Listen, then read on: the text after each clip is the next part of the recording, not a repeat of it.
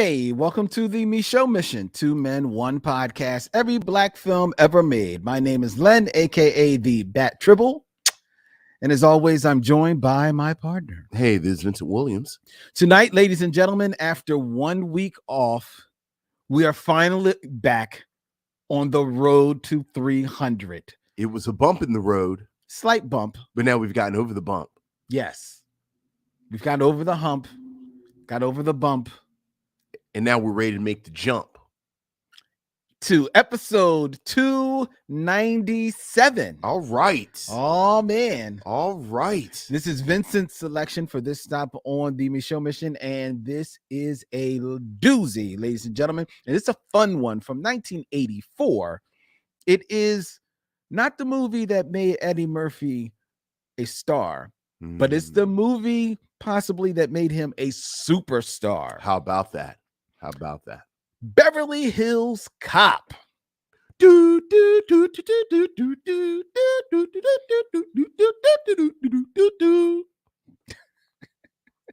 know, I've been doing that dance, that exact dance all weekend to the chagrin of my girlfriend, who's just like, will you just stop it, please? Will you just stop? Have you been doing it to that song? I've been doing it. Yes. You just been. See, the thing is, I've been doing it to that song, but the song's only been in my head. Right in your head. Right. She just thinks I'm happy. Well, it's either that or the neutron dance. So. Well, I can't do the neutron dance. Exactly. I cannot do the neutron dance. Maybe there once upon a time I could do the neutron dance. Now, should I be hearing something in my headphones? Because I hear nothing. No, you shouldn't be. Okay, all right. That's then fine. Everything is right where it needs to be. No. Like, should you be hearing me in your headphones? Yes. Just thinking, no. Okay. This is just so that when we play things from the computer, we'll be able to hear it. You'll be able to hear it. I see. So you're thinking ahead. Yes. Thinking ahead. You're producing. I'm trying. All right. I'm learning as I go. Aren't we all? Shout out to everyone out there in the chat who are watching us as we are streaming live via StreamYard to Facebook, YouTube, as well as Twitch. Hello, all you missionaries. Good evening. Good evening. Did we actually say, like, did you say this is Lynn? The bat trip? Yeah, I did. Did you? Yeah, we completely forgot. That's the I'm so busy thinking about Beverly Hills Cop. That's the rundown. We did it. We did it, Vincent. We did it, Vincent. Shout out to all the missionaries that we have out there. I just want to let you know, Vincent, that we heard from another missionary. Okay. And this may be the furthest that we have a missionary has ever reached out to us from. Okay, where are we reaching out from? In listener mail. Okay. We received an email from Wamya Tembo. Hey, Wamya? Wamya, W-A-M-Y-A. Hey, Wamya. Tembo, T-E-M-B-O. Okay. So hopefully I am pronouncing that correctly. And they write, Dear Len and Vince, hope you're well. My name's Wamya Tembo. I'm writing to you from sunny Lusaka, Zambia. Nice. Firstly, I'd like to say a very big thank you to both of you for the joy your podcast has brought to my life during the rough stretch we've all experienced.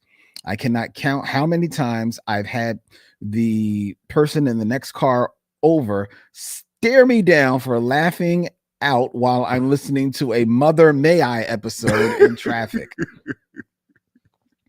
Recently caught up on the Juice episode, couldn't help but notice Len casually include Aaron Hall's Don't Be Afraid when listing off classic tracks from the Joyce soundtrack. Not sure if you listened to that song recently, but those lyrics are so damn sketchy. The second verse in particular. And also the audacity of one Mr. Hall to bring the Lord into this mess with that nighttime prayer interpolation. I am shaking my head. I'm real curious about your thoughts on this. Big thanks again and much love. Wamya. Thank you, Wamya. Thank you a lot. That is that our first letter from the motherland? I believe that it's that the first one that all right. That's cool. Pretty dope. it's a shame that now we have to talk about Aaron Hall in his sketchy. I mean, this is the same man who sang lead on Piece of My Love, which may be the most disrespectful song of the 80s. Well, that's very true. That's very true. That is played on Quiet Storms everywhere. The fact that an entire generation debated whether or not he says dumb bitch. Yes. You know what? An open debate. The debate continues, Vincent. Speaking of Aaron Hall and sketchy lyrics, during a recent recording of the After Show After Party, one of the podcasts that I produced for Toya Haynes, our social media director, her and her co-host, Nikki, got into a conversation about Aaron Hall and his lyrics. Yes. Because Toya, oh, sweet, lovable Toya. And it's a lamb in the woods. Oh, you just don't know. She literally has nothing but wool over her eyes because she always thought that was just a weird rumor. That was just a weird rumor. He says dumb bitch in the song. That we all hear. That me and Nikki played for her. Yes. And she still refuses. She just refuses. She refuses to hear it. She is, and this is a spoiler for Westworld. She's Jeffrey Wright, and she just doesn't see the door. She doesn't see it. She just doesn't see it. She doesn't see it at all. Yeah. No. She is blind. There's a blind spot. Yeah. Like I thought her only blind spot was Ralph Tresvant. Yeah. No. Apparently she has Aaron Hall. It's just 90s. It's 90s R&B. 90s R&B. Right. And well, you know, she made her piece, I guess, with Belle Biv DeVoe, said, backstage, underage, adolescent, how you doing? Oh, she's the apple of my Yeah. So yeah, it's just like yeah. So 90s, the 90s. The 90s. See, yes, it is the 90s. Because the thing is, because the 90s did away with metaphors. Because this stuff was going on in R&B and rock and roll for years. They were just couched in metaphors. It was just right. Yeah. Hey man, pull up to my bumper, baby. Exactly. Long black limousine. Long black limousine. Pull up to my bumper and park it in between. I think the last metaphor, which was in the 90s, maybe late 80s, 90s, was SWV's Rain on Me. Rain on Me. Rain on Me. That was the last. Yeah, it's such a pretty song now. It's a pretty song. Yeah, but it's a don't think of well, we were listening to a live performance of Minnie Riperton doing Inside My Love, which Minnie Riperton's voice is so pretty. I think it took many of us 30 years to realize just how amazingly dirty that song is. I know. Yeah, so but you don't care. You don't care because it's Minnie Riperton. You don't care because it's like an angel singing. Exactly. It's like an angel singing. Exactly. One of the most graphic songs of the 70s. Yeah. But it's an angel singing. But it's an angel singing it. Okay. Yes. But in the 90s, we introduced it into the sin that it is. Yes. Just did away with any. Aaron Hall talking about no one's going to hear you and I've locked the door. Oh my God. But don't be afraid. Call me daddy. Call me. You can call me daddy. Yeah. That's a lot. That's a lot. It's all right there. Anyway, but thank you very much. Thank you. Yeah, I really appreciate you. Farrell Blackwell has a question. I think this is for you, Vincent, because you're our music expert here. Oh, easy. Hey, Michelle Mission, here's a question for y'all. Which decade has the most talentless popular R&B singers? Vincent? I mean, I think it's really just it just gets worse and worse as time goes on. I know. It's a sliding scale. Right. Really. Right. I don't know if there's ever been a more talentless bunch of people purporting to sing R&B than there are right now. Yeah, because you know what? Because as much as I'm aligned the 90s and I talk about, I mean, you had Monica, you had Brandy, you had people who could actually sing. I mean, Aaron Hall is from that Charlie Wilson school. Yes. But Aaron Hall has got a nice voice. Got an okay voice, yes. Get the song over. R. Kelly is actually a monster. Yes. But he has a nice voice. Yes. So that. Yeah, there's talent there. Right, but there are folks now that are actually tone deaf. There are people that sing now that I actually think it's a practical joke.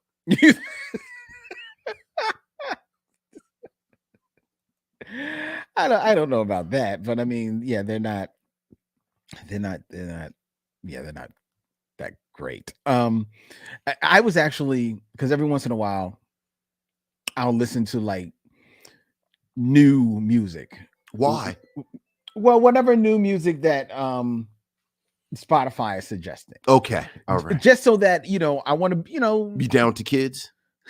You'll be down to kids. Not to be down with the kids, but there might be something that's a surprise, and I actually do like it. And I have found a couple of artists whose music I do enjoy. I mean, she's not super new, but I love Jasmine Sullivan's most her Grammy-winning album. Right. Hotel. But like you said, Jasmine Sullivan's first album came out damn near 20 years ago. Okay, fair enough. Yeah. But there's this artist Lucky Day who I enjoy. I like Lucky Day. My nephew put me on the Lucky Day, and I like Ari Lennox. Ari Lennox. I like Ari Lennox. Yeah, I joke, but yeah. Yeah, and I like what's actually this young girl JoJo. I like her. She's pretty. You're right. I don't know you. Yeah. Okay. I just don't know. No, I just don't know who she is. I'm not saying that's fine. Yeah. So there's a few that I like, but but to your point, there's the greater majority is just whiny. Right. And I'm just gonna go listen to Midnight Marauders again. Well, we can't just always listen to Midnight Marauders. Here's the thing. We can, right? You can. That's the crazy thing. They tell you can't just listen to it, but here's the thing. You really can. You actually can. You really can just put it on and just let it play. Right. Let it play again. Mix it up a little bit. Listen to Low End Theory. Oh yeah. Yeah, I hear you. Anyway, all right. Well, don't get me started on today's hip hop. But anyway. All right. So and SZA, like Bree 517, loves Ari Lennox and SZA. SZA's good too. Yeah. I have more than a few in my playlist. And neither one of them are locking up women in the door talking about no one can hear you. Well, the one thing I will say that I appreciate after years and years of primarily men, first metaphorically and then just more demonstratively talking about, what they would do to a woman. Yes. And, and all these type of things. I actually appreciate that more and more women, they're singing about what they would do, and what they're not accepting. And what they're not accepting from guys. Right. So I appreciate that. Anyway. Where am I going next? I don't know about you, Vincent, but this has quickly become one of my favorite features. We've got voicemail. Okay, all right. We've got voicemail, Vincent. Let's listen to the voicemail. Yes. Now, if you're interested in leaving us a voicemail, ladies and gentlemen, the Michaud voicemail is up and running. 215-867-9666. You can hit us up, tell Vincent and Len what is on your mind. Tell us what you're thinking about. We thought we were going to leave this up to episode 300. We're just going to keep it going because I like it. I like it a lot. Vincent, and you know what? Vincent, who clowned me for months about this, now I told him earlier we've got voicemail. He's like, "Oh, nice." He can't wait. He can't wait to hear the voicemails. It's retro. You cannot wait. You pissed me off with that a little bit. But anyway. All right. So without further ado, let's go to our first voicemail. Our first voicemail of the evening. Okay. Now this one, I don't know the gentleman's name. Okay. But here is their voicemail. You have your headphones on, so you shall be able to hear it, and you should be able to hear it at home as well. Wanted to say congratulations on lots of episodes and movies and using these modern technologies. Sorry for the noise outside. I'm in the middle of traffic, but I figured I can. It's not good to text and drive. It's not good to look at the internet and drive, but it's okay. They tell me, the young people tell me it's okay to talk on the phone and drive. It's a weird sensation having a phone in the car. I don't know what to do with a phone in the car. You've got to look at the numbers when you're done. Like, you can't look at the numbers and the blood pressure to the brake at the same time. It's a weird thing. I just shifted my car into a different mode just talking to you guys. It's a weird thing. Anyways, we're talking about the Michelle Mission. We're talking about 300 episodes. Just want to say congratulations and great success on all the movies that you guys have watched. All the good ones, all the bad ones, all the Tyler Perrys and everything in between.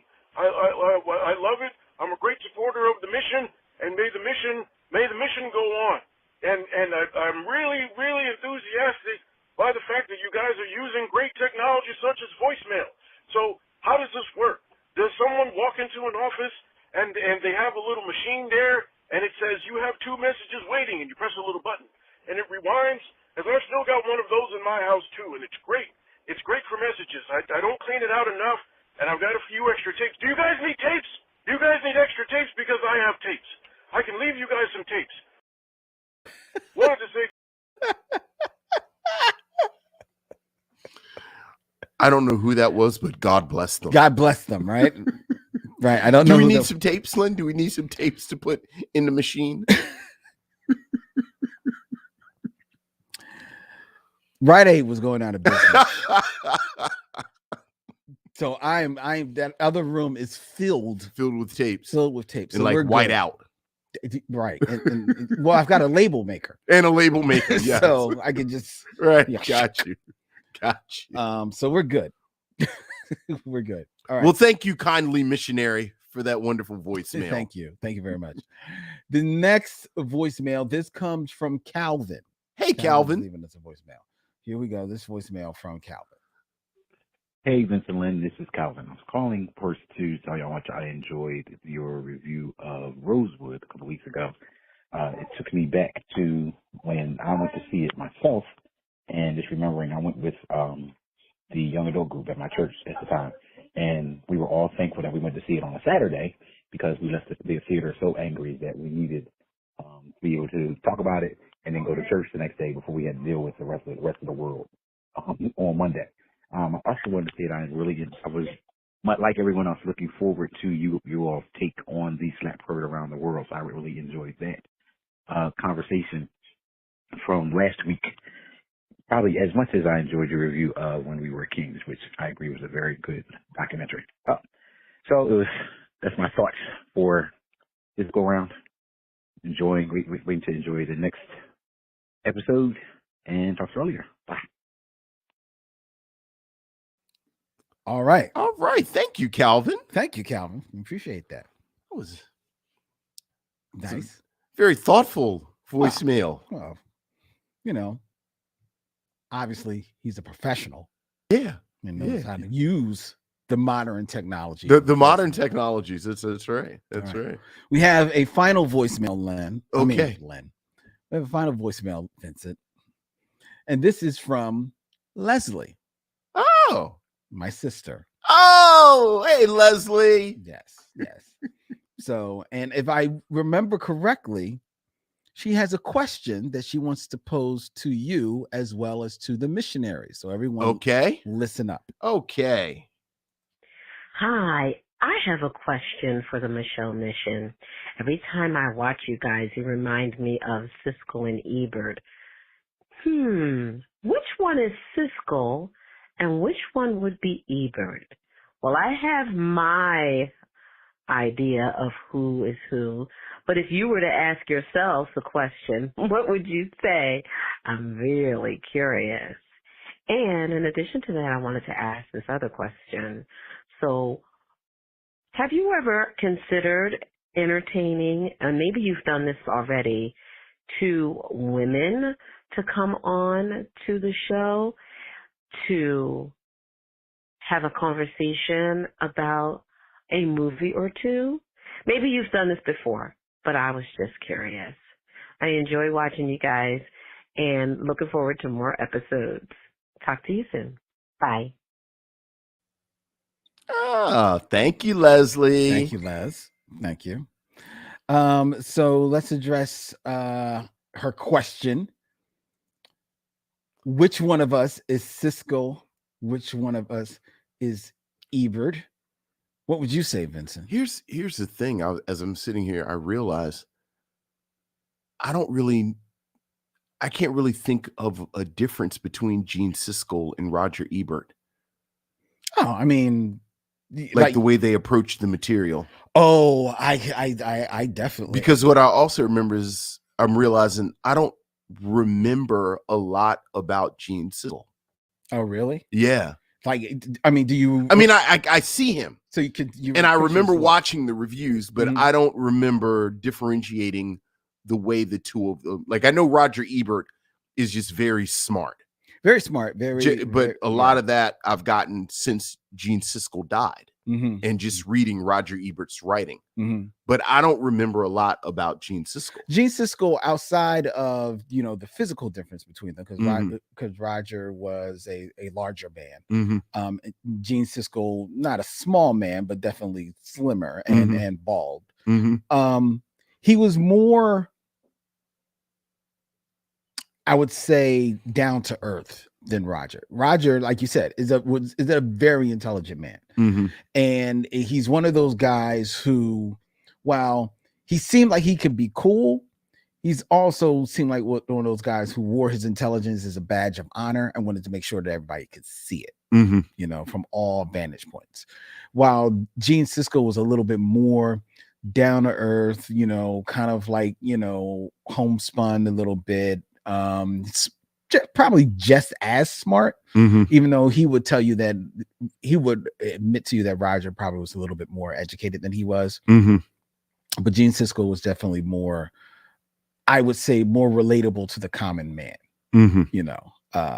than Roger.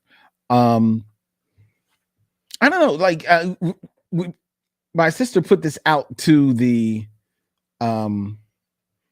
missionaries. Bree 517 said, "This is so easy. Vince is Ebert and Len is Siskel." I mean,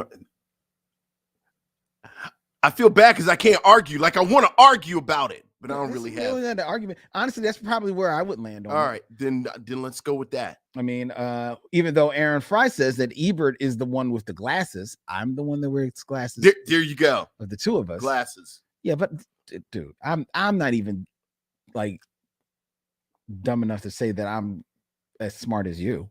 You're 10,000 times more intelligent than I am.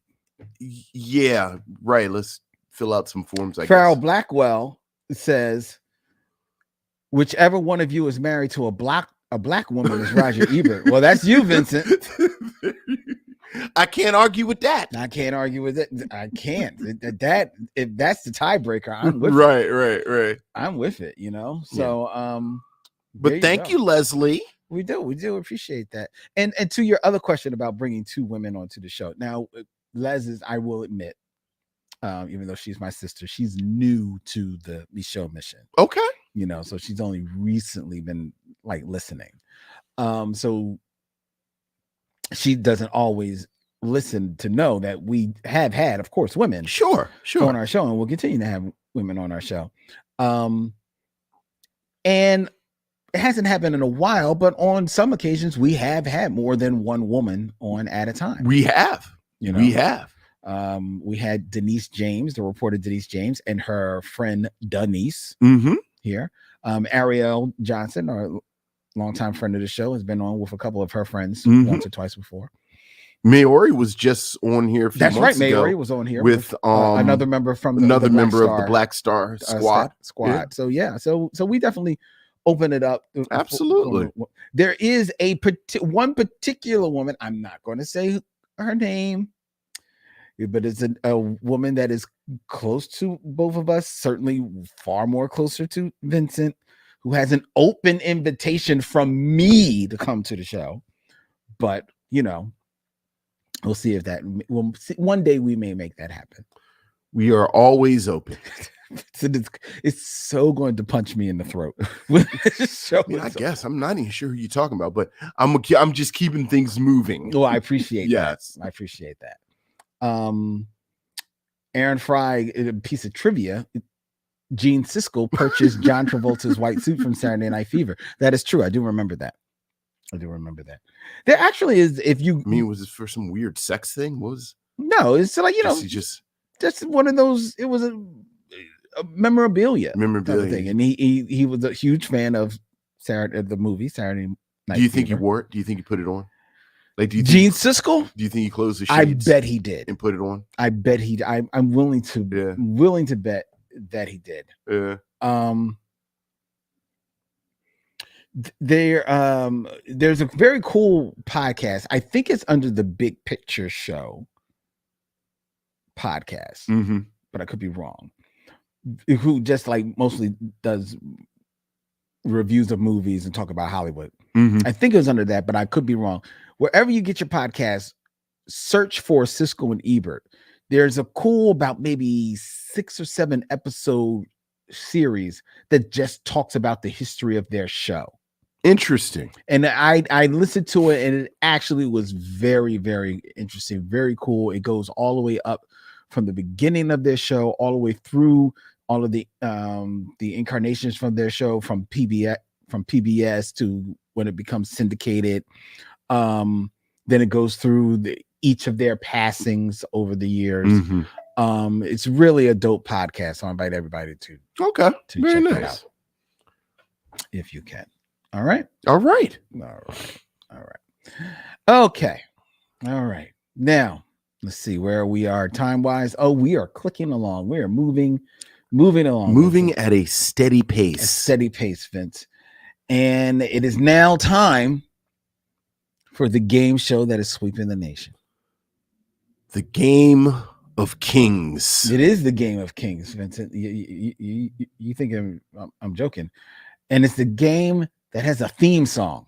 A game with a theme song. And a graphic. And Where you would be surprised what a person can do with just a sense of touch and a sense of sound.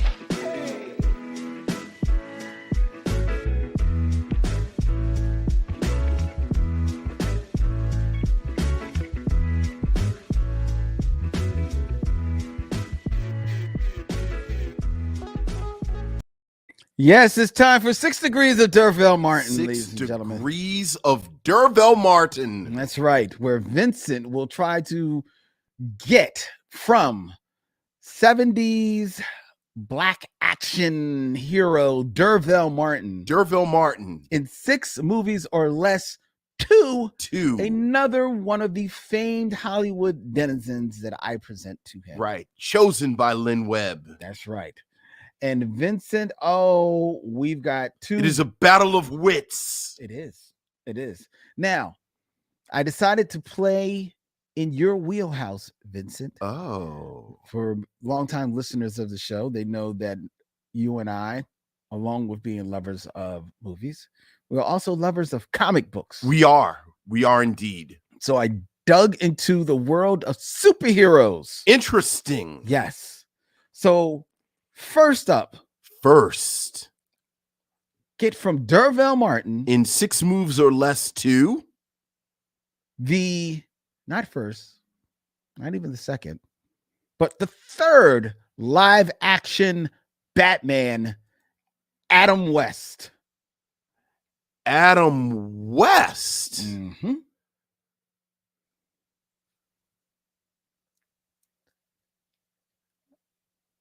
Okay.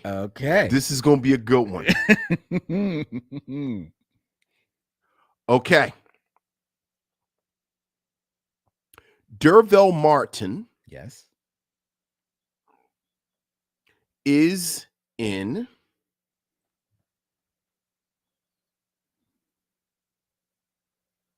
Sheba Baby Yes, he is in Sheba with Baby. Foxy Brown. Well, with Pam Grier. I'm sorry, with Pam Grier. Yes. Pam Grier Mm-hmm. is in Jackie Brown Yes. with Samuel Jackson. Okay. Samuel L. Jackson Mm-hmm. is in Django Unchained Okay. with Russ, and you're gonna have to help me here. Not Russ Meyer. Russ. Is his name Russ Hamlin? Hold on. It might be. Is it Russ Hamlin? Django Unchained cast. Hold on. Let's check it out. Let's check it out. It's a very small role. Let's see. Russ is Kurt Russell. Mm-mm. I'm looking through. It's Russ Tamblyn. That's with Russ Tamblyn. Mm-hmm. Russ Tamblyn. Okay. All right. Watch my tape. Is in Seven Brides oh my for God. Seven Brothers. Okay. All right. With Miss Julie Newmar, who is in Batman the Motion Picture with Adam West. Wow. Wait a minute. Let me just check this. Take your time, brother. I'm checking the Seven Brides for Seven. Take your time. Is she one of the brides? She is indeed one of the brides. Let's see. Take your time. I'm looking here. I'm looking. Yes. Julie Newmar is in Seven Brides for Seven Brothers. Very good, Vincent. Oh, yeah. Vincent. Yeah. My God, Ben. You are Roger Ebert. You are Roger Ebert. Jesus. What movie was Adam West in besides Batman? I'm glad you asked.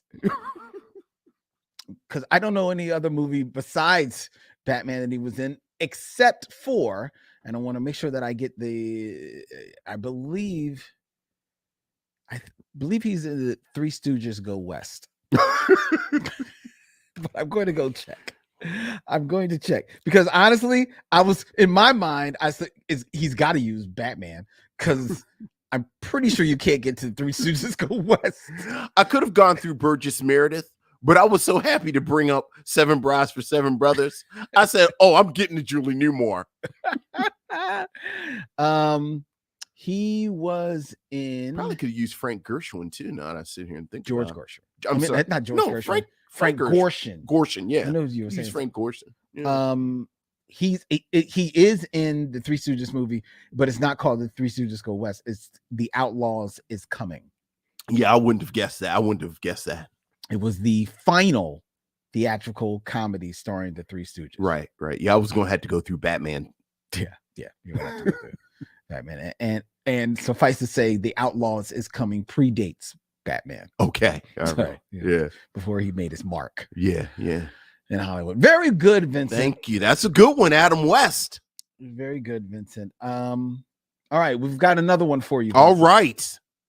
Still in the world of superheroes? Still in the world of superheroes. Still in the world of superheroes. Who we got? 6 movies or less. 6 movies or less. Get from Derville Martin. Derville Martin to Look up in the sky. Oh. It's a bird. Uh-huh. It's a plane. Uh-huh. It's Supergirl, Helen Slater. Helen Slater. Yes. Oh. Now, if you've already mapped away to Helen Slater. No, I haven't mapped away Helen Slater at all.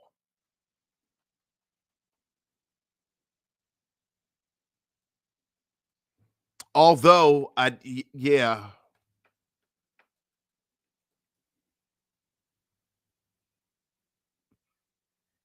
Helen Slater, who got her movie break in Supergirl. It's her first movie. Wow, is that her first? And then the only other thing she was in was what? The Ballad of Billie Jean? She was in The Legend of Billie Jean. She's actually in a few, not like great movies, but she is in 1986. She's in Ruthless People. Remember Ruthless People? That's the Danny DeVito movie. And Bette Midler. was about to say.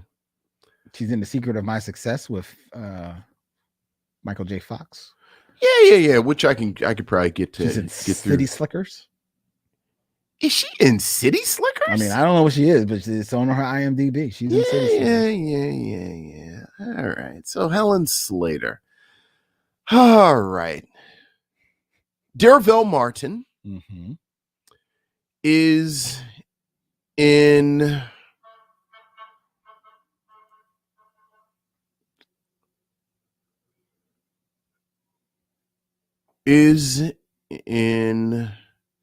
Hell Up in Harlem Mm-hmm. with Fred Williamson, who's in Three the Hard Way with Jim Brown, who's in The Split with Gene Hackman, Mm-hmm. who's in Superman the Motion Picture with, and I forget no one knows the actor's name. What's the dude's name that plays Jimmy Olsen? Oh, good question. I'm assuming you're going to say he's in Supergirl. Yeah. So that would be Mark McClure. Mark McClure, who's in Supergirl with Helen Slater. Boy, that's a deep cut. Well, I mean, yeah. I mean, it's either that or like who? Like he's the only person from that movie. I know. From Superman. That's the connective tissue. Yeah.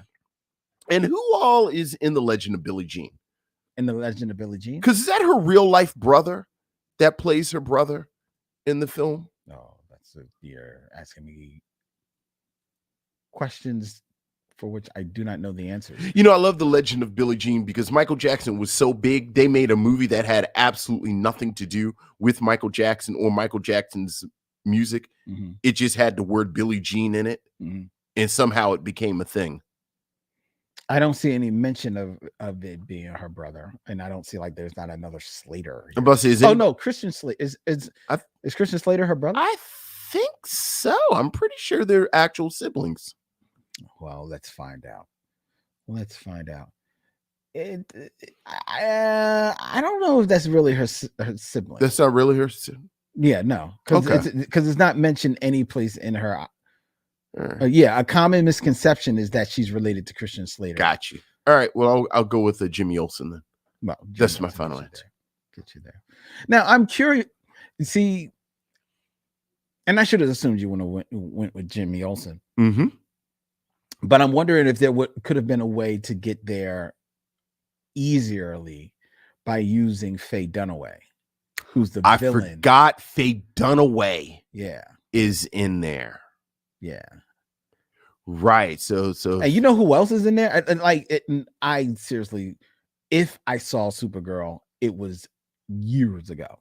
So I don't. It was really dull. You know who else is in there? Who? Obviously, cashing a check. Peter O'Toole. Peter O'Toole is in Supergirl. Yes, Lawrence of Arabia is in Supergirl. Well, I mean, Bonnie of Bonnie and Clyde is in there too. So. Right. So who am I to knock? Well, that was well done, Vincent. Oh, thank you, sir. I am surprised. And yes, Farrell Blackwell, he did not use 5 on the black hand side. I did not. He did not. I did not. Not at all. So, I mean, even we are all the more impressed. All the more. By you not using the key that was in your pocket. And I got to talk about Russ Tamblyn. And how many times does that come up? Not enough as far as I'm concerned, because between 7 Brides for 7 Brothers and West Side Story, it seems like it should come up all the time. It really shouldn't.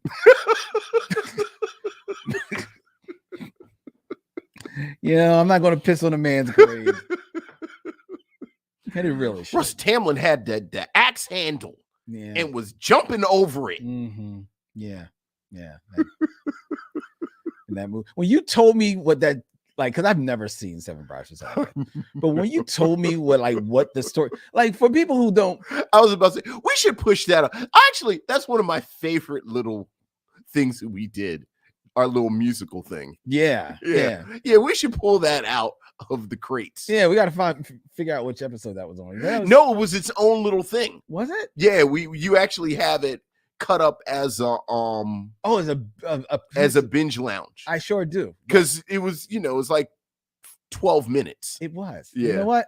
I'll put it out Yeah, there. pull that out and push that to the fore. I'm gonna pull it out. Are talking about Seven Brides. And that'll be something. for That'll be Seven Brothers. an added download for Yeah. all of you listening to the podcast. Right. Check the feed. That'll also be up so you can check it out. Yeah, because you need to hear the story if you don't know of what Seven Brides for Seven Brothers is about.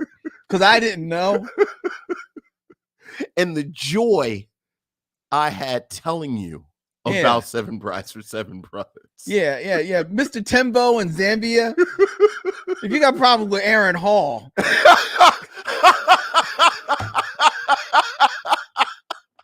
wait till we tell you about these seven brothers. And ain't no metaphors. Oh, Ain't no metaphors in this one. Oh no! Oh my God! Oh, yeah. Oh God! Yeah, big fan of Russ Tamlin. Boy, big fan. Oh boy! All right. Let's all right. It's time to get into our review. Time to get into our review of Beverly Hills Cop.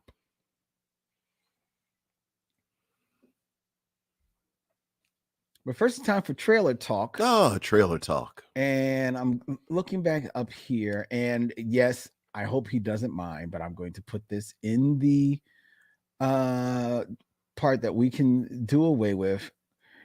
George Kimona says that did everyone sing happy birthday to Len? This past Sunday, Easter Sunday. Yes. Was my birthday, as well as the birthday of my twin sister. I was Leslie, about to say your womb mate. My womb mate. Mm-hmm. And we actually, on Saturday, me and my girlfriend Khadija and my sister and her husband, we went over to Cherry Hill. Okay. And we did a virtual reality escape room. Okay. Man, let me tell you. Isn't that just the Matrix? You know, I guess it really is. I hadn't thought about it that way. Leave it to you to distill it down. Your mind. But I guess it really was the Matrix. But it was a lot of fun. Okay. You know, you got the big goggles. Have you ever done like a virtual reality escape room? Have you ever done an escape room? No. Well, we thought we were going to like just a regular escape room. Right. But this was a virtual reality one. Mm-hmm. And so we were each like sectioned off in a booth with the big, you know, like Oculus type goggles on. Mm-hmm. And then we all show up in this land. The room that we were in was Jungle Quest. Mm-hmm. Racist. It wasn't racist. It wasn't. My sister picked it. So anyway, racist.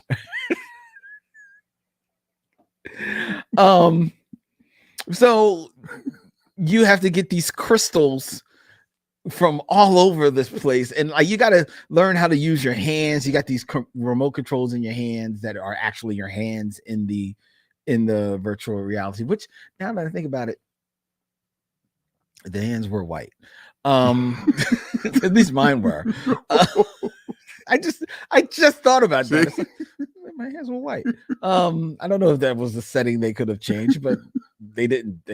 Right, you know? right. And I didn't think to. I was just happy that I was in there and was able to figure out how to walk. You're just happy to be in there. But people like really become uninhibited, mm-hmm. and because me and my brother-in-law, we were trying to like read like some of the directions and figure out like you got to move these like this block in this grid to open up this gate or something like that. And meanwhile, my sister was over in the back virtually feeling up my girlfriend. See. She's going up and down her like, hey. See. That's why we can't have nice things. I know. That's why we can't have nice things. Everybody back in the car.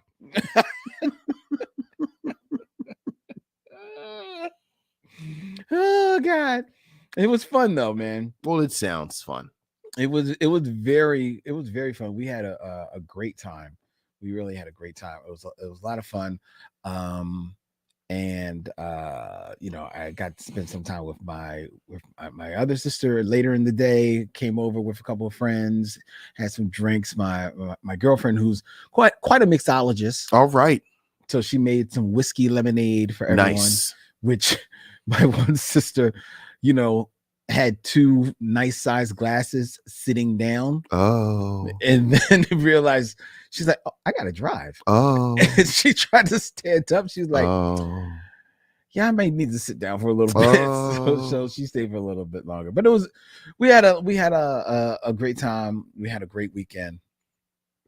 It was pretty dope. Excellent. It was a lot of fun. And I gave everyone there, shout out to people that thanked me. You wished me a happy birthday. Of Everybody course. did so. Thank you.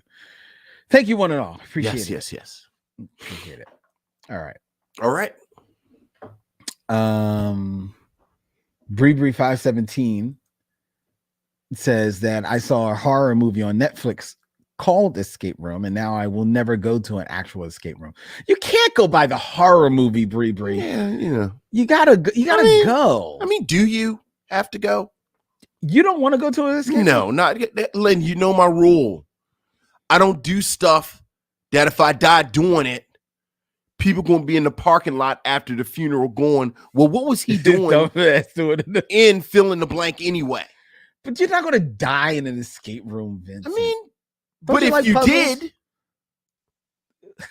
would anyone be surprised? Yes, they would.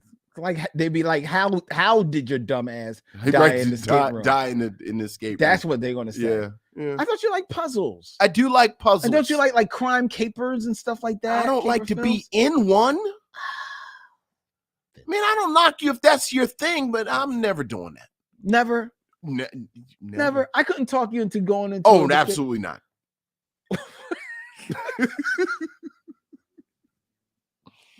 Spend your time trying to talk me into something else. Suppose. Oh, here we go. Hear me out. Go ahead. Suppose an escape room became a sponsor of the Michelle mission. I mean, I'm not contingent on us at least being able to say, that sounds like a trap. That sounds like a trap. Well, they would invite us to play. Hello, Michelle Mission. I represent parties that would like to remain anonymous, that would like to sponsor your show with one small condition. One proviso. Right. Yeah. Nope. No, it's not a condition, but they want us to have played the game so we can speak about it from an experience. Right. Well, then you got that one. You are no fun. I'm lots of fun. You're no fun. Yeah. You wouldn't do our promo for the 300. Look. You're no fun. You ready to do the thing? Thank you for all the belated birthday wishes. And George Kimona says, try talking him into some fucking Jason. You know what, George? You real mouthy.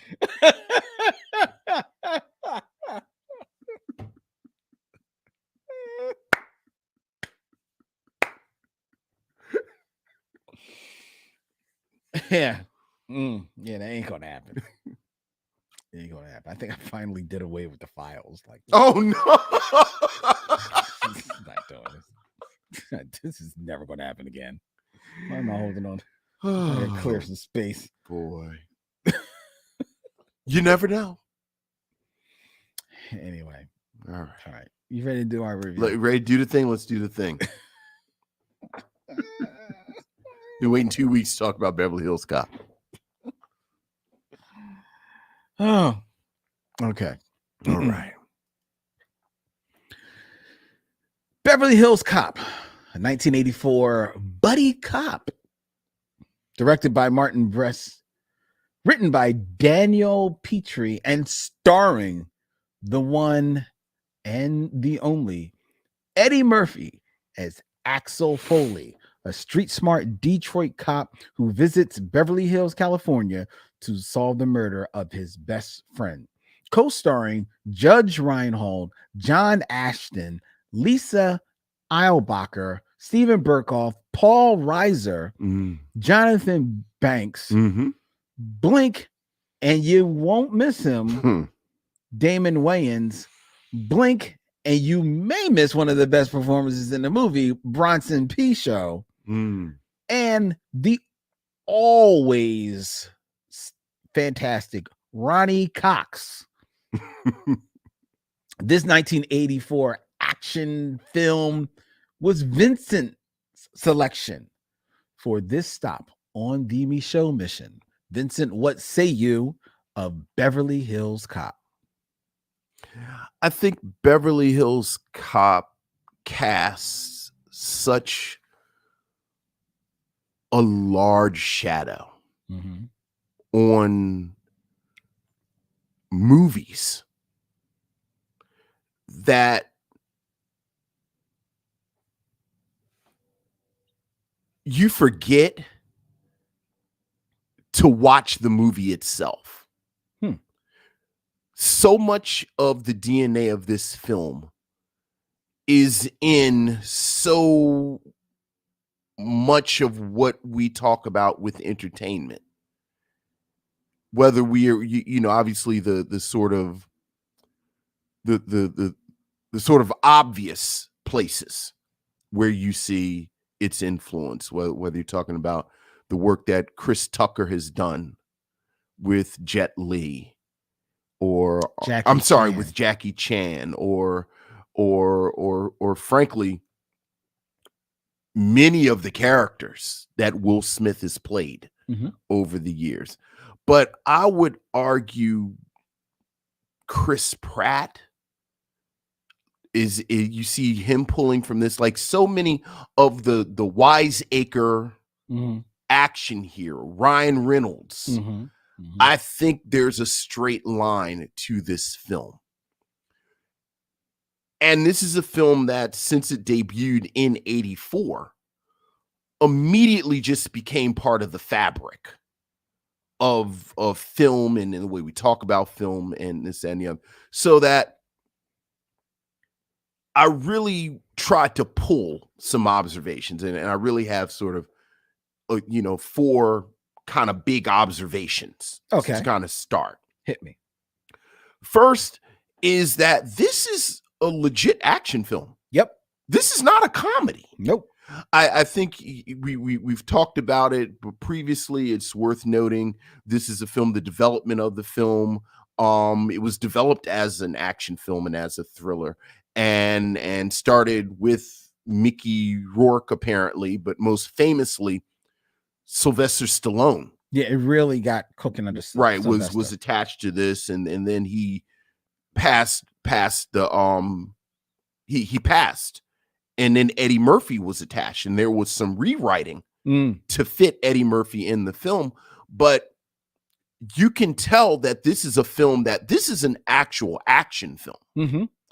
And that is significant in the way that Murphy works within this movie, because this is not a comedian in a comedy, and the sort of narrative environment is funny.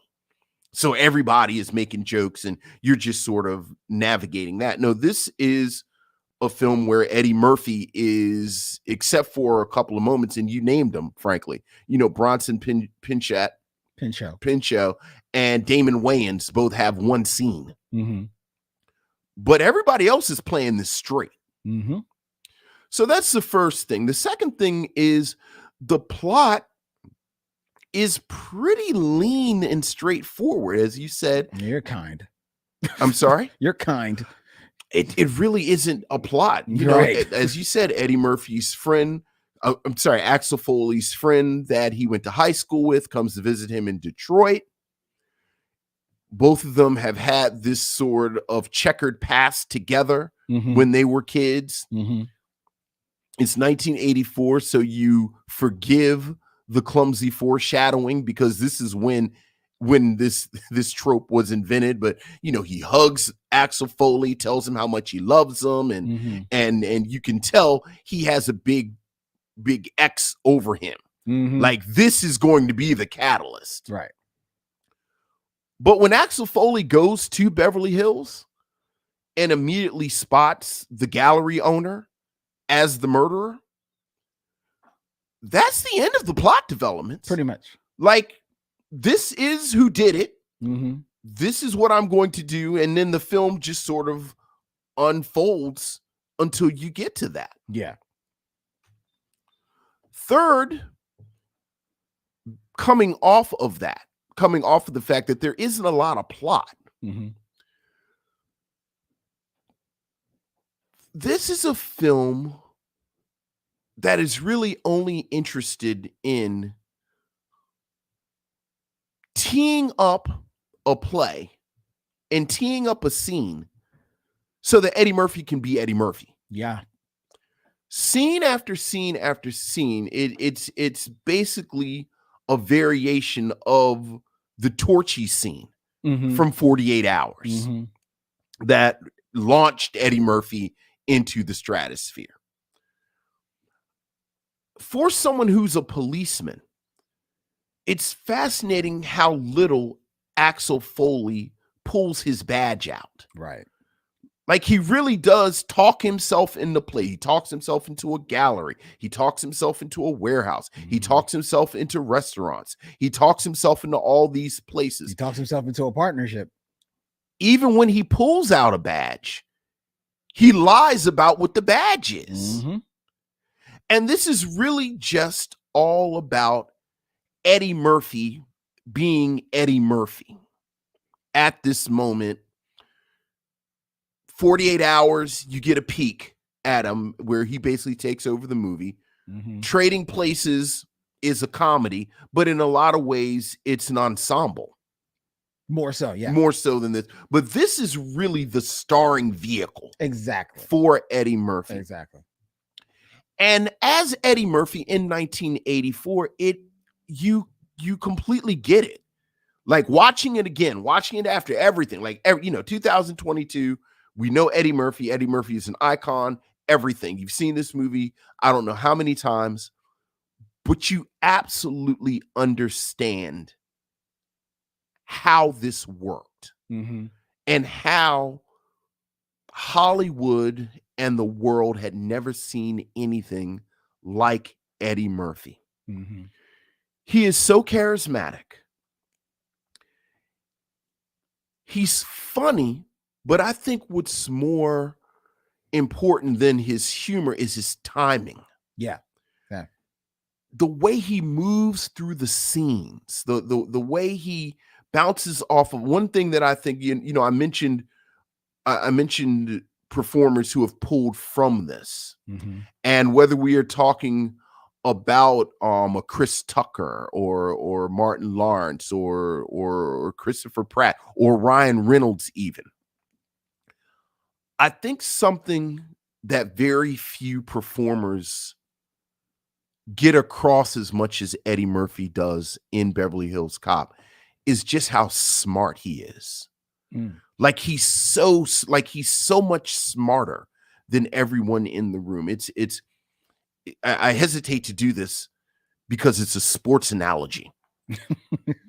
You might be messing. I'll tell you if you go astray. Well, as someone who didn't watch sports, I heard about Michael Jordan way before I saw Michael Jordan. Mm. Like, I remember this bubbling, this guy, Michael Jordan, and we're old enough to remember when Michael Jordan actually played. Mm-hmm. But I have a distinct memory the very first time I actually sat and watched this guy. Okay. Like, this guy that my brother and everybody's talking about. And in his prime, it really was like he was moving at a different speed Mm-hmm. than everyone. Like, it was almost like we were talking about The Matrix during the break, but it was almost like other people were moving in slow motion and he was just darting in between them. Mm-hmm. And that's what you get with Eddie Murphy in this film, where he's just darting in between all the other players. Got you. Yeah. Yeah. So that just through his sheer being, he elevates this film to the point where you understand how it was what it was. Mm-hmm. But he also elevates this film present tense where it holds up, where again, you've seen this movie a million times. You know the beats. Mm-hmm. Everyone has stolen from this movie for the past 30 years. Mm-hmm. But it still holds up. And I think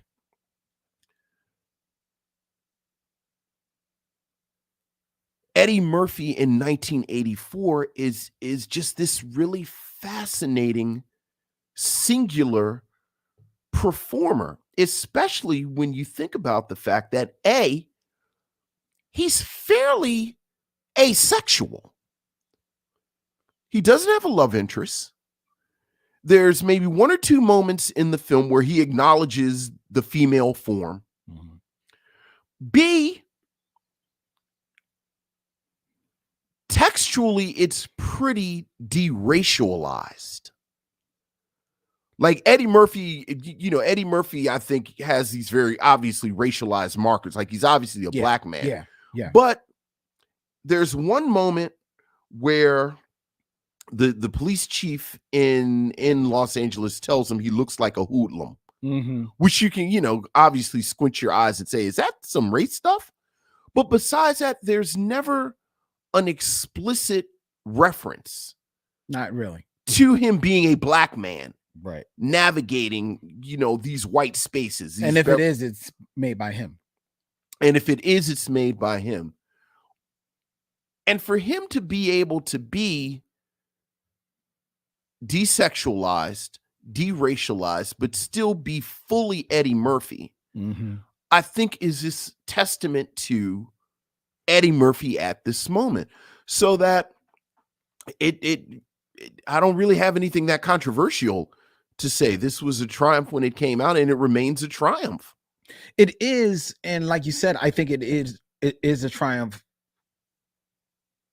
primarily, if not solely, because of Eddie Murphy. Because as you pointed out, watching this movie again, it is a action movie first. The story is paper thin. And even because he goes to LA to Beverly Hills to solve the murder of his best friend that happened in Chicago, or Detroit, in Detroit. And he, traces it back to Beverly Hills. And there you get a few moments of him being a fish out of water in Beverly Hills. And before he locks eyes on like you said, the gallery owner, who pretty much is the big bad of the movie, played by Steven Berkoff, the Victor Maitland character. And after that, this basically becomes, it really almost becomes like, Columbo the movie, because you already know who the bad guy is. You already know he did it. And it's just a matter of how is Axel Foley, Columbo without the jacket, going to figure it out. Right. And he basically figured this out by going to a warehouse, leaving the warehouse, returning to the warehouse, and oh boy, he figured it out. That's pretty much it. And everything else, like you said, is basically an opportunity to set up Eddie Murphy to, say a couple of lines, but more just be Eddie Murphy, because you understand when you read the backstory on the script, there's a lot of riffing by Eddie Murphy in this movie, which at this moment in 1984, his star ascending so high in Hollywood that it makes sense you give this man the lead to rock and roll with this. And he's funny, but he's not drop dead. It's like, I think there's a reason why, especially Bronson Pinchot's scene stands out so much, because it is one, he's riffing a little bit, but a lot of that is It's written. It's there on the script. Right. It's right there in the script. Whereas Eddie is kind of like he's riffing. And some of the jokes come off as maybe a little bit reaching, and some of the jokes land. It all gets a pass because it's Eddie Murphy. It's Right. just like you said. Like, you like me and you can shoot a jumper. We can shoot 20 straight jumpers, and they all go, well, I can shoot 20 straight jumpers, and they could go in one after another. And it's like, oh my God, Len is knocking these jumpers. Michael Jordan comes and shoots one jumper. It's like, oh my God, that's such the best jumper I've ever seen. Mhm. No one's ever shot a jumper like that. That is what Eddie Murphy is in 1984. He is now already in this early into his film career. He's already conquered TV through Saturday Night Live. He's already stolen movies from Nick Nolte and Dan Aykroyd, Mhm. who even more so than Nick Nolte in 48 Hours, Dan Aykroyd is standing on equal footing with Eddie Murphy in Trading Places, and Eddie steals the movie from him. He's already so big that they force him into a Dudley Moore movie just so that it can make a little bit of money. Right. You know? So he at this point, this was a vehicle for Sylvester Stallone. Sylvester Stallone passes on it. Honestly, by the time that he was passing on it, the producers had already gotten wind that they maybe could get Eddie Murphy. So they were kind of like helping push Sylvester out of the way, Right. so that we could, like, oh, you want to go do Cobra? I was about to say, so he can make Cobra. You want to go do Cobra? You know what? Because it's you, Sly, go make Cobra, bro. Go make Cobra, Here's bro. some sunglasses. And before he's on the plane, they made the deal with Eddie Murphy, Right. for Beverly Hills Cop, for this movie. So they already know what they have right there. And Eddie pulls this, he pulls the train along. There's a reason why, like I said, Bronson Pinchot. There's a reason why Damon Wayans, he gets a pass because he really is. He's very early in his career. It's literally 20 seconds in the movie. Yeah. It's a funny bit, is whatever. But it's a reason why Bronson Pinchot, and even more to his point, the actor Ronnie Cox, who plays like the chief of detectives in Beverly Hills. There's a reason why they stand out, because one, they're strong performers, especially Ronnie Cox, who pretty much makes he makes his place known in this movie. Like, he will not be denied his place whenever he has to deliver some lines. Because when you think about it, think about all these action movies. When has the chief of the detectives ever become that much a part of the story? Right. But that's a testament to Ronnie Cox.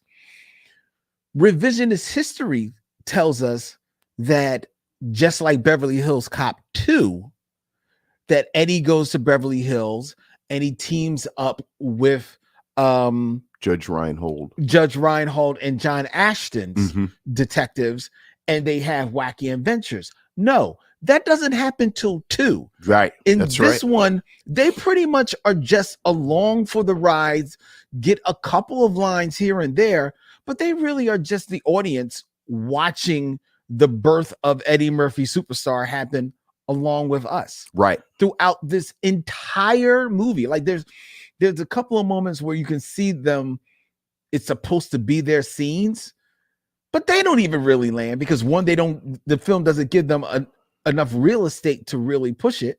And two, the film can't wait to turn the cameras back onto Eddie. And again, he's like, he's like a silverfish. I mean, he's just moving. Right. And you can't blame film. them. And you can't blame them. Right. One, like, who can iota. keep up with him? No, you can't. You can't.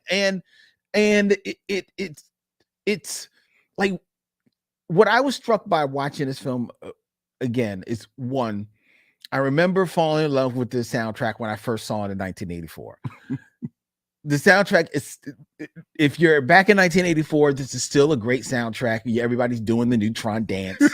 The Pointer Sisters doing their thing. Patti LaBelle is rocking out in this. That's in 1984. Listen to them in 2022. It's like, boy, those sound like good 1984 tracks. Say 1984. Oh boy, it was nice visiting you. Right. So then you just kind of keep it moving. But then I was like, but I should be in for a really fun time. Mm-hmm. And it really is not. And the signs of it is this movie, whereas an Eddie Murphy movie, you figure you're going to be introduced to Eddie and it's going to be like funny and a funny comedic bit and everything. And it is a little funny in the beginning when you see him in the back of this truck, he's about to kind of like pull, like kind of sting on these guys. Right. That lasts for maybe a minute. Yeah. Before you are in to like a 5-minute truck chase scene at the top of this movie. Cool scene. Right. Great scene. Legitimate action sequence. Tribute to having, live effects, live trucks driving through the streets of Detroit. There's none of this, no CGI happening there. Great scene. But, and I love Eddie Murphy, but that could have been Sylvester Stallone in the back of that truck. That could have been Arnold Schwarzenegger, or name your 80s action star in the back of that truck. Yes, absolutely. You know what I mean?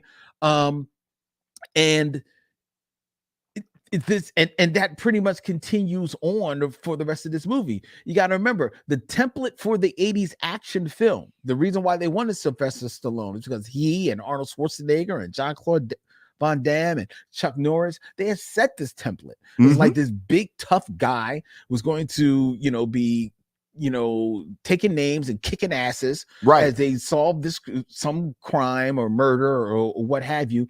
And maybe every once in a while they were crack wise.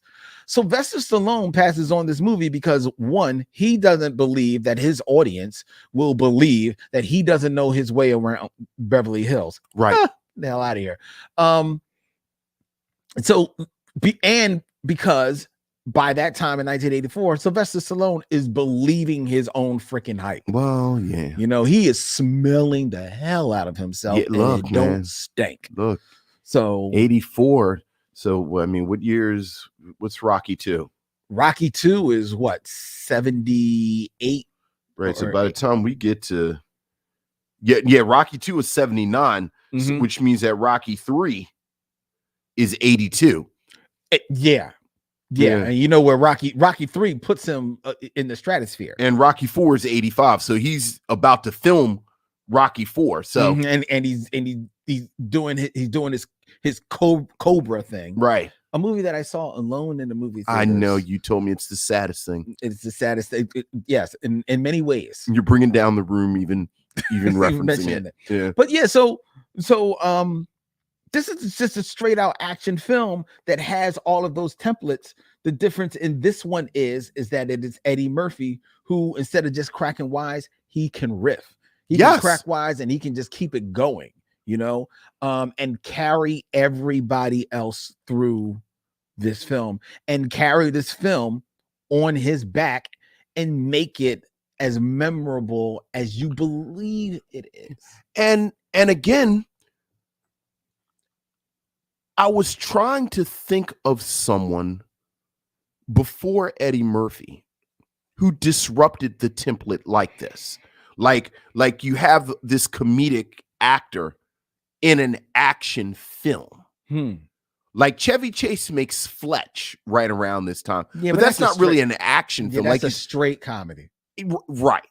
I mean, and it's almost would you call Fletch a comedy? No, I would think about that more as maybe a funny episode of Columbo. Well, I was going to say it's a comedy, but it's a comedy in the way that the early Pink Panther movies were a comedy. But like you said, an actual, again, this is the type of role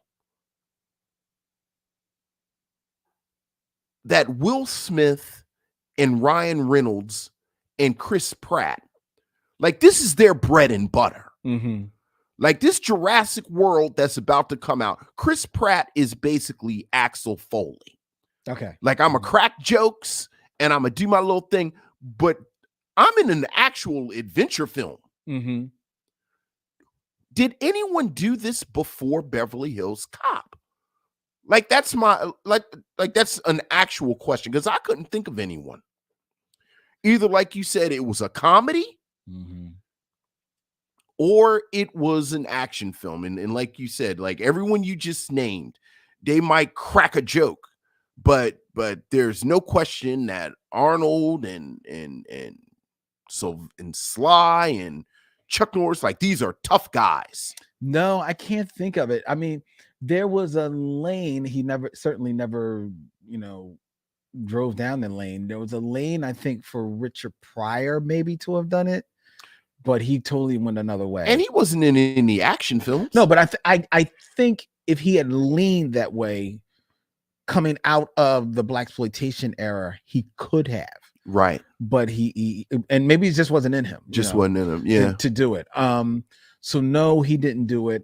A lot of the stars of blaxploitation took themselves way too seriously. Right. Like Fred Williamson wasn't going to do it. Jim Brown wasn't going to do it. Right. And like you said, now we're in the 80s, and certainly the 80s stars weren't going to do it. Like I think Eddie Murphy invented a brand new thing.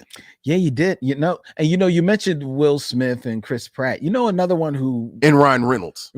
Yeah. Another one who kind of follows in his wake, and we haven't touched on any of his movies really yet. Before we get to 300, Martin Lawrence. Martin Lawrence is I mean, we're obviously coming to Bad Boys. Yeah. But in a lot of ways, Bad Boys is the direct descendant. Oh, yeah. Of this. Most certainly. In many ways. Many ways. Yeah. Yeah. Wow, I was going to say Damon Wayans, but he really didn't know. He only did I mean, he was in The Last Boy Scout. He was, yeah. I think that's his big. I think the only one who, I don't know. Certainly nobody before him. Right. Certainly no one before him. You could argue Keenan Ivory Wayans in Low Down Dirty Shame. Yeah, but even that's after. Right. Oh yeah, well I can't think of anyone before. There's nobody before him. Yeah, he has it all to himself. You always second guess bringing up the name. I mentioned Pryor. There could have been a lane at one time for Bill Cosby to go through there because of I Spy. He was a hit on I Spy. The weird thing about I Spy, Bill Cosby is not that funny on I Spy. Well, it's not a comedy.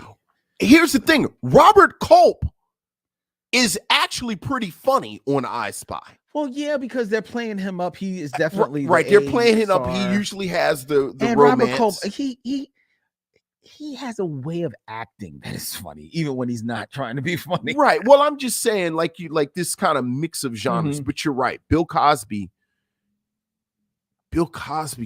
at that time would have been great in the 70s in a version of this. Yeah. He does the Sidney Poitier movies. I think if he had maybe leaned one way or another, he could have. We actually talked about it when we talked about A Piece of the Action. If A Piece of the Action would have been a better film, that would have chosen a lane. Like there's a version of A Piece of the Action that just leans on the two of them as action heroes. Yeah. That could have done this. Yeah. But alas, no one did it until now. Until Eddie. Yeah. And he does run away with it, look. Where does he go after Beverly Hills Cop? I mean, he goes to Beverly Hills Cop 2. Let's go through his filmography. This is 1984. Well, the funny thing is, I'm ready to argue he never matches the lightning in the bottle of Beverly Hills Cop. Like, I think after this, he leans into the comedy. I don't know about that because I think, and it's been a minute since I've seen it, but I think Beverly Hills Cop 2 is a better movie. Oh, I watched 20 minutes of Beverly Hills Cop 2 and I disagree with you. And fair. Yeah, after Fair. the I haven't seen it in I don't know how long. But after this, he does The Golden Child. which is okay. I don't think The Golden Child is as bad as people say it is. Yeah, but it's okay. Yeah, it's very okay. Then he does Beverly Hills Cop 2. Right. Then actually, you think he maybe stays in this lane for longer than But he really he does does. not. He doesn't, because after that is Eddie Murphy Raw. Right. And then Coming to America. I was about to say, Harlem now Nights. you're heading right. And then he retreats back for another 48 hours. Yeah. Which is not that good. Not that good. No, it's not. It's not. Yeah, it's like you said, it seems like he stayed in this space. Yeah, but he really doesn't. He really doesn't. Not long at all, you know. Like, I think the next time he really kind of circles back to try and get this dynamic of the comedian in an action film is damn near Metro. Well, I mean, Beverly Hills Cop 3. I was about to say, putting aside sequels to this. Okay. Yeah, you're right. You're right. It is Metro, because after, you've got Beverly Hills Cop 2, 87, and then Eddie Murphy Raw in 87. 88, it's got Coming to America. 89, Harlem Nights. 90, Another 48 Hours. 92 is Boomerang and The Distinguished Gentleman. Both comedies. 94 is Beverly Hills Cop 3. 95, Vampire in Brooklyn. Comedy. Well, I mean, that's comedy horror. Right. So, he did try and mix it, but he's trying to mix it up. Definitely is trying to play it more straight in that movie. Mm-hmm. 96 is The Nutty Professor. Right. And obviously a comedy. So when's Metro? Metro is 97. Right. But you got to think that he probably films Metro right after Nutty Professor. Mm-hmm. Nutty Professor blows up. And then after that, then he's got Mulan, Dr. Dolittle, Holy Man. And then he's not really into like another movie that we really like until Life. Yeah. I mean, I shouldn't say we like. And again, because Mulan, he is then firmly in comedies. You got Metro, which you just mentioned. Mm-hmm. Dreamgirls. Well, Dreamgirls is much later. Yeah. I mean, in between there, you got Dr. Dolittle, Holy Man, Life, Bowfinger, Nutty Professor 2, Shrek, Dr. Dolittle 2, Showtime, The Adventures of Pluto Nash, which is a missed opportunity. Showtime might be in that, quality aside, Showtime might be in this space. In this space. And so is I Spy, maybe. Because I Spy, but by no, I Spy was a straight comedy. Was it? Yeah, because that's spoof, because it's him and Nose Guy. I should say Nose starts Guy. with an E. Is it E? His name. Is it an E? Is it Ethan? No, it's not Ethan. He's Zoolander. He's in Zoolander.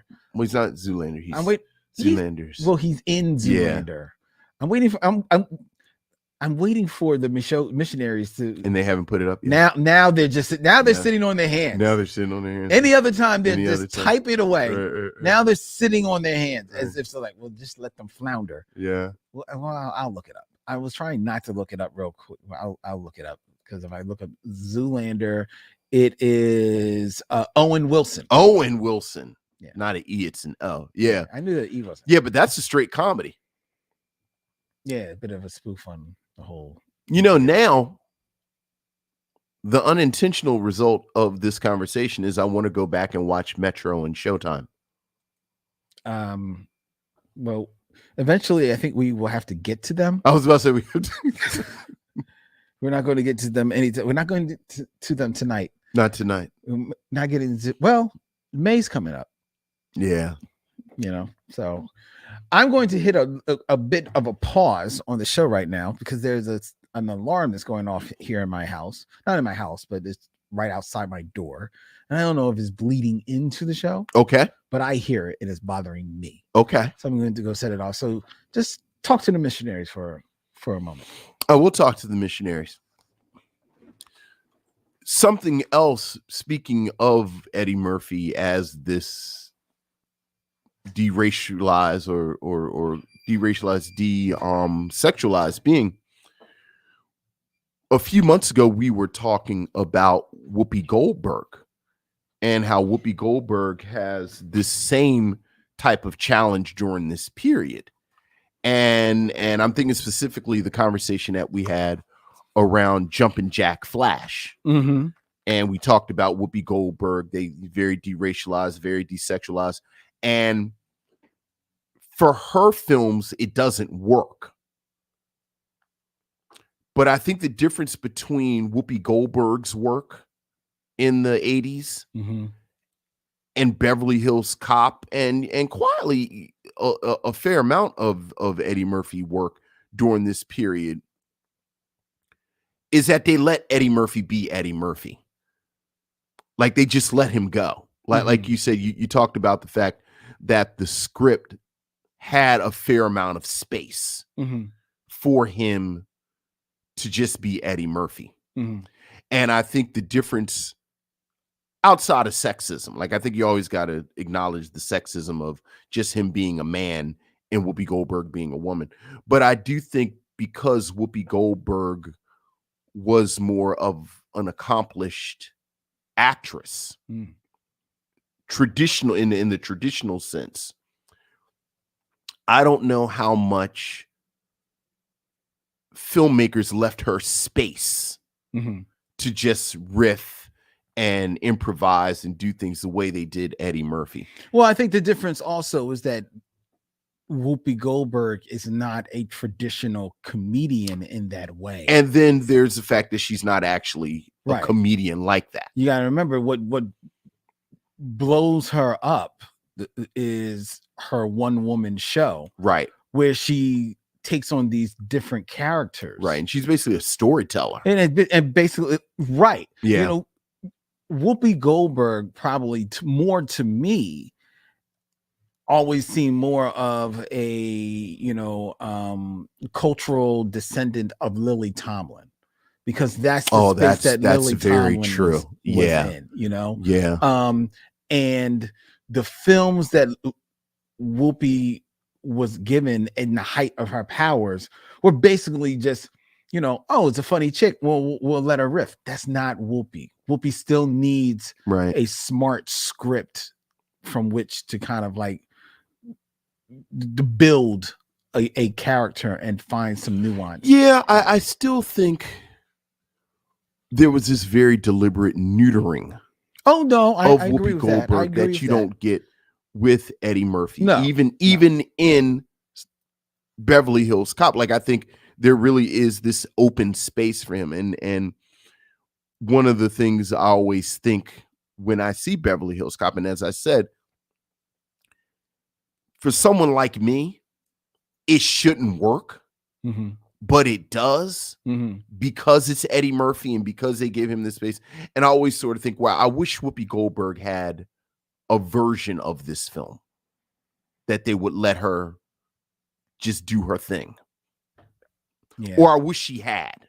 Yeah. And she didn't. But I wish that somebody had just given her the money to really sit down and write a script. I don't know that Eddie, if Whoopi has ever been given the opportunity to just create a movie for herself. I mean, the time has passed, unfortunately, now. Right. Well, you know, she's at a different phase in her career. But you know, but you actually had a little teaser. You said that the success of this film affected a celebrity's career. Oh, and I was wondering who you were talking about. I was talking specifically about Sylvester Stallone. Oh, right. Because he does go off to do Cobra, which is a huge bomb. Yeah. A huge bomb. But because of the hubris that he shows in Cobra, this begins the downward slide, I think, a little bit prematurely for Sylvester Stallone in his career. And that's what I was really getting at. I mean, don't get me wrong. He's still Sylvester Stallone. He's going to have, his hits that are going to sprinkle up every now and then. But I think that for the most part, you can hold on. I had it right here. Track. He's not really the same. His career is never really the same. I mean, I hear you, but a year after Cobra, he makes Over the Top. Yeah, the greatest film ever made about competitive arm wrestling. So that contradicts your little narrative, I think. I noticed that the Criterion Collection released their class of 2022 that's going to get the Criterion Collection treatment. And I'm waiting for someone to really do something with Over the Top. Well, here's the thing. From 1987. After where he plays Link Hawk, a competitive arm wrestler. You ever see Over the Top? I have seen Yes, Over the Top. I have seen that sweaty movie. Even in 87, I was like, okay, this is a bit much. You're stretching it. This is what we're doing? This is what, yeah. Competitive arm wrestling, huh? Like worldwide wrestling of arm wrestling. Yeah, yeah. So 84 is when, Beverly Hills Cop comes out. In 84, Sylvester Stallone. That's also the year Rhinestone comes out. Is in Rhinestone. He's in Rhinestone with a Dolly musical Parton. comedy with Dolly Parton. Now, Dolly, she wants herself some Sylvester Stallone. She gets Sylvester Stallone. I think it's fair to say this was a miss. This did not. Rhinestone was not a hit. I'm a New York cabbie named Nick Martinelli. You gonna make me into a country singer? The movie cost $28 million. It made $21 million. That is the definition of not a hit. Okay. He then returns with Rambo: First Blood Part 2. Now, admittedly, that's a hit. Oh, that's a real good movie. Oh, I love you're crazy. The Rambo movies are fantastic. No. Why do you hate America? First Blood. Why do you hate America? First Blood, the first movie, is a good movie. Rambo: First Blood 2 is fantastic. Yeah, no. Anyway, I disagree. But it's a hit. It's a hit. I'm gonna give it. I'll give it up that it's a hit. But then he follows that up with Rocky 4. Now, yeah.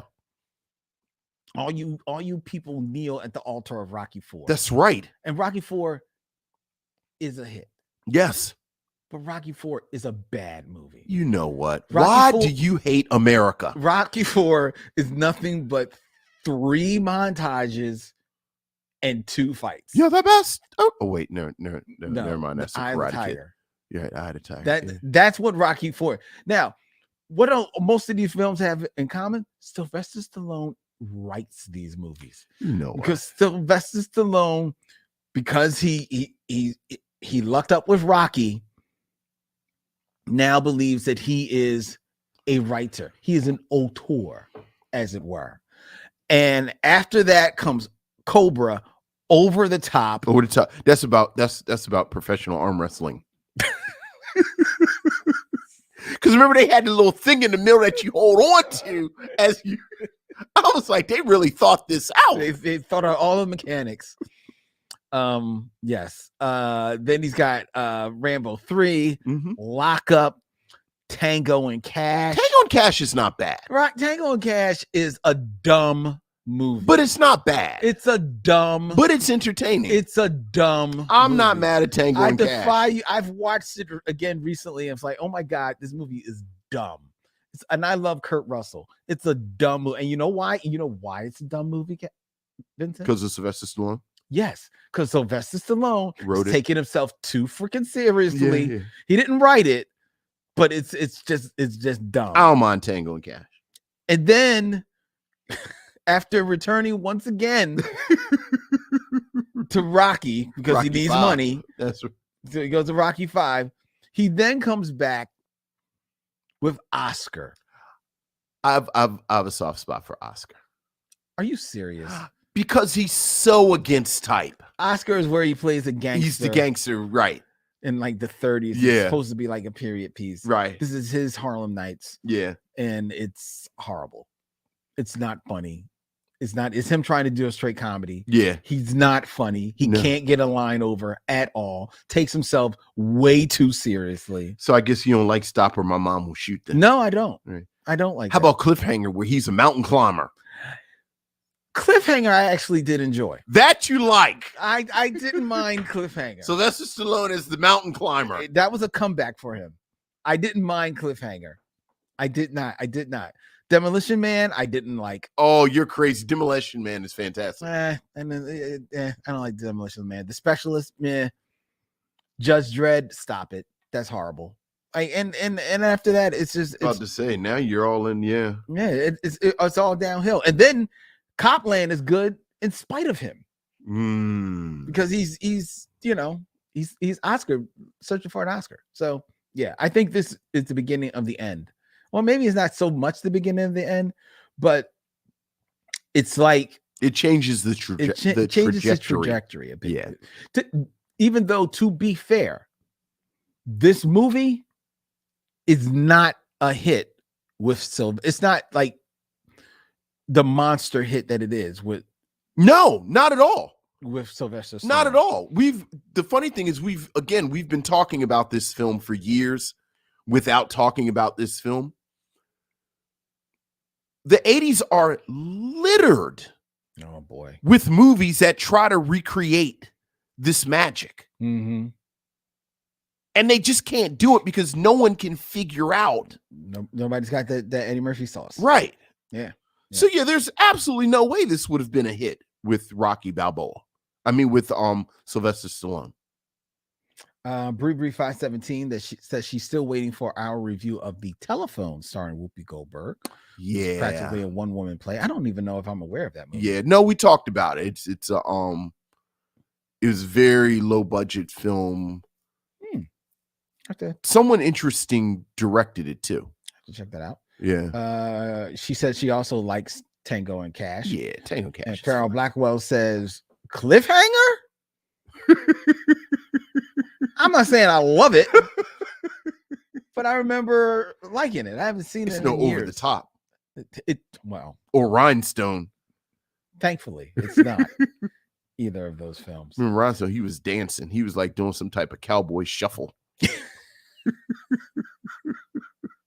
Don't break my heart. My achy, breaky heart. All right. Would you recommend that people see Beverly Hills Cop? Oh, absolutely. Absolutely. And like I do oftentimes with these iconic movies, I would recommend going and watching it if you haven't seen it in a long time, which I suspect you haven't. I suspect a lot of people haven't. Right. I suspect you haven't seen Beverly Hills Cop in a long time, or you've seen bits from it, or you've seen it on television where it's been edited and there are commercials and stuff. But I would. Absolutely. Because, again, I think it holds up. And yourself? I'd recommend it. I would definitely recommend it. Forgive the music. That's part of the experience. It is. I would say forgive the music. But other than that, I would definitely recommend that people see Beverly Hills Cop. All right. I think you'll enjoy it. All right. Okay. All right. Well, that does it for our review of Beverly Hills Cop. Before we tell you what we're going to be watching next week here on the Michaud Mission for episode 298. Oh, my goodness. Oh, yeah. We're moving. Is it 298 already, Vincent? Already. Wow. I can't believe it. Time flies when you're having fun. Is that what you call this? No, it's indeed fun. I invite you all, ladies and gentlemen, to if you are liking our show and you want to, tell us about how much you are liking the show, or ask us a question, as some people do, you can do it more than one way. You can send us an email. You can email us at micheauxmission@gmail.com. That's micheauxmission@gmail.com. Or feel free to leave us a voicemail at the Me Show voicemail, 215-867-9666. Tell Vincent and Len what is on your mind. You keep laughing at that. I do. You love it now. I do, but it does tickle me. Take me out with that. I'm like, he loves it, but he wants to laugh at it. He wants to clown it. Oh God bless him. Anyway, so yeah, feel free to leave us a voicemail and tell us what's on your mind, ladies and gentlemen. You can follow the Me Show Mission on Instagram, Facebook, and Twitter at Me Show Mission. Subscribe on YouTube and Twitch at Me Show Mission. Give us 5 stars on Spotify or Apple Podcasts. That's a really cool way that you can help people find the show, because that helps us grow in the algorithms of favorite movie podcasts and gets us out there. We appreciate it very much. The Me Show Mission, as always, is a proud member of The Podglomerate, thepodglomerate.com. They make podcasts work. All right, next week on the Me Show Mission is episode 298. All right. My selection. Yes, it is. This is another film that I have not seen since it came out. Okay. And when I tell you what this film is, you will realize why I have not watched it since it came out, because it is what some would say is a very hard watch. Okay. And that this is a film from 2009, Vincent. Okay. It's a film that is an Academy Award-winning film. Okay. As the co-star Monique won the Best Supporting Actor. Oh yeah. In this film. Oh yeah. It was also nominated for Best Director, as well as for Best Actress. Yeah. Lead actress, as well as for Best Picture. And the film is Precious. 2009, starring Lee Daniels and Gabourey Sidibe. That will be our selection for next week's stop on the Me Show Mission. Okay. I've not seen this film since the one time I saw it either. So yeah. So tough film. It's tough, very tough film. Oh boy. It's it's a tough movie. But we'll get through it together. Yes, we will. Here on the mission. Until then, ladies and gentlemen, he's Vincent, I'm Len, and in parting, we say, we'll see you when it's time to meet again.